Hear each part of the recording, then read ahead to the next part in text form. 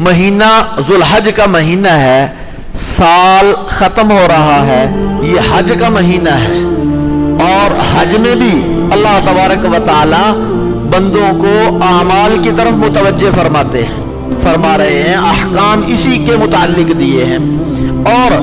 جب کسی بھی چیز کا اختتام ہو رہا ہو تو پھر سمجھدار انسان وہ ہے جو اپنا جائزہ لے کہ میں اپنے مقصد میں کامیاب ہوں یا نہیں۔ مثال کے طور پہ کاروبار کر رہے ہیں، کوئی بھی انسان کاروبار کر رہا ہے، تجارت کر رہا ہے، تجارت کرنے والا سال جب پورا ہوتا ہے، پورا ہونے کے بعد اگر وہ اپنا جائزہ لے، اپنا محاسبہ کرے، اپنا حساب کتاب کرے کہ میں نے کتنی انویسٹمنٹ کی تھی اس کام پہ، جتنی میں نے محنت کی ہے، جتنا میں نے پیسہ لگایا، جتنی میں نے توجہ دی ہے، اس کی ساری چیزوں کو جمع کر کے حساب لگائے سال کے آخر میں کہ مجھے اس کا کوئی فائدہ ہوا ہے یا نقصان ہوا ہے یا برابر میں رہا ہوں۔ اگر تو اس کا جائزہ لیتا ہے تو وہ سمجھدار تاجر ہے، اس لیے کہ اگر وہ جائزہ لے رہا ہے، دیکھ رہا ہے کہ میں نے جو انویسٹمنٹ کی ہے، جو کاروبار کیا ہے، جو محنت کی ہے، اس محنت پہ کچھ صلہ اور بدلہ اور اجر اور فائدہ ہوا ہے یا نہیں ہوا۔ اگر ہوا ہے تو بہت اچھا، آئندہ اس کو مزید بہتر کیسے بنایا جا سکتا ہے یہ سوچے گا، اور اگر اس میں فائدہ نہیں ہوا تو اپنے اخراجات کا جائزہ لے گا کہ کہاں کہاں خامیاں ہیں اور کون کون سی بہتریاں ہو سکتی ہیں، کون کون سے کام میں کر کے اس کام کو اچھا چلا سکتا ہوں، وہ جائزہ لے کر اس کام کو اچھا کر لے گا۔ اگر خدا نخواستہ نقصان ہوا ہے تو اس نقصان کا بھی جائزہ لے گا کہ کن اسباب کی وجہ سے مجھے نقصان ہوا ہے، کون سے اسباب ہیں، کون سی وہ چیزیں ہیں جس کی وجہ سے میرا کاروبار نقصان کی طرف جا رہا ہے۔ تو یہ جب وقت پورا ہوتا ہے، سال پورا ہوتا ہے، مہینہ پورا ہوتا ہے، اگر تاجر اپنی تجارت میں اپنا جائزہ لے کر آئندہ کا لائحہ عمل طے کر لے تو وہ سمجھدار تاجر سمجھا جاتا ہے، وہ اچھا ذہین اور فطین تاجر سمجھا جاتا ہے۔ بالکل اسی طرح انسان اللہ تبارک و تعالی نے بہت تھوڑے وقت کے لیے، مختصر وقت کے لیے اس دنیا میں بھیجا ہے، تو اگر یہ انسان اپنی زندگی کا جائزہ لے کہ میرا یہ سال گزر رہا ہے، پورا ہو رہا ہے، میں نے اپنا یہ سال کیسے گزارا ہے، صحیح گزارا ہے، نہیں صحیح گزارا، اس کے اندر کتنی کمیاں کی، میں نے اپنے لیے آخرت میں کیا کیا کچھ تیار کیا ہے، میں نے اس سال میں آخرت کی اس کھیتی میں سے میں نے کتنے کے پھل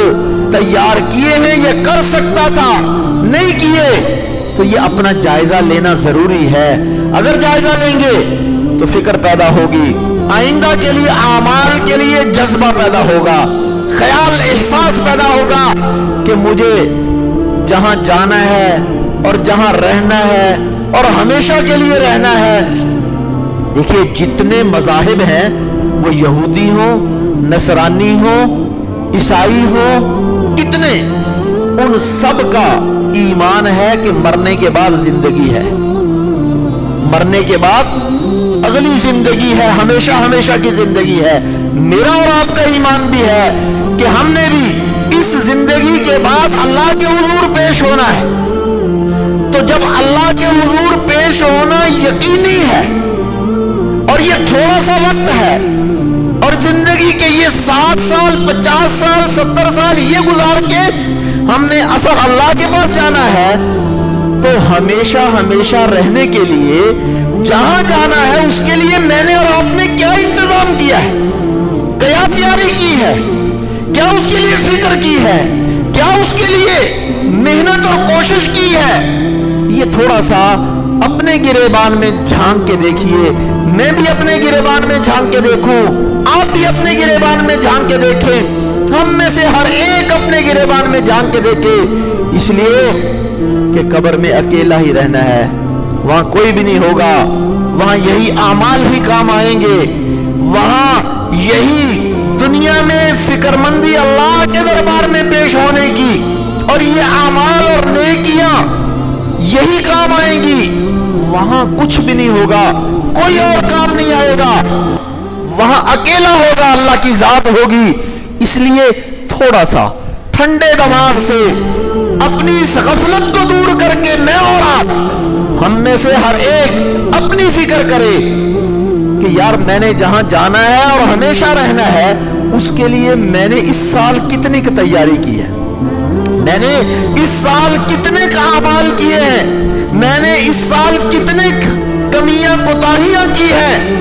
थोड़ा सा अपना मुहासबा कर लें, अपना जायजा ले लें। अगर मैं और आप अपना मुहासबा करना शुरू कर दें, सिर्फ थोड़ा सा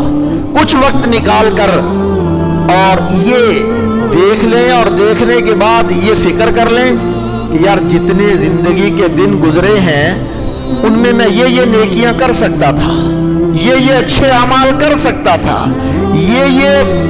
फायदे के काम आखिरत के लिए, अल्लाह के लिए, अपने लिए, अपनी आखिरत के लिए, अपनी कब्र के लिए, अपनी हशर के लिए ये काम मैं आसानी से कर सकता था, नहीं किए। तो उन पे इस्तिग़फ़ार कर ले, अल्लाह से मुआफ़ी मांग ले कि या अल्लाह मुआफ़ फरमाइए, मुझसे जो कमियां कोताहियां हो गई हैं वो आप मुआफ़ फरमा दीजिए, और आइंदा के लिए आज़म कर लें।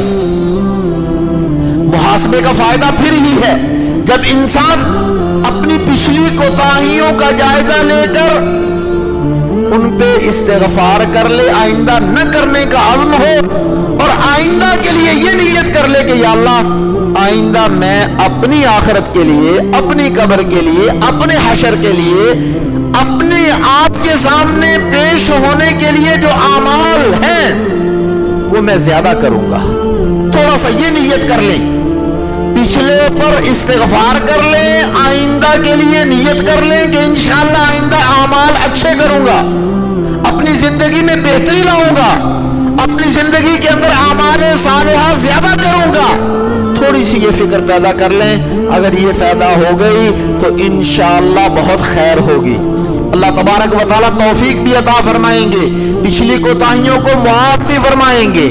और अगर ऐसे ही गफलत में रहे तो ये दिन और रात गुजर जाएंगे, बहुत तेजी से गुजर रहे हैं, गुजर जाएंगे, पता भी नहीं चलेगा। फिर एक वक्त आएगा आंख बंद हो जाएगी। अल्लाह करे हमें उस वक्त के आने से पहले बेदारी पैदा हो जाए, फिक्र पैदा हो जाए, और मैं और आप अपने लिए, अपनी आखिरत के लिए, अपनी कब्र और हशर के लिए सोचना शुरू कर दें। अल्लाह तबारक व तआला मुझे और आपको अमल की तौफीक अता फरमाए। व आखिर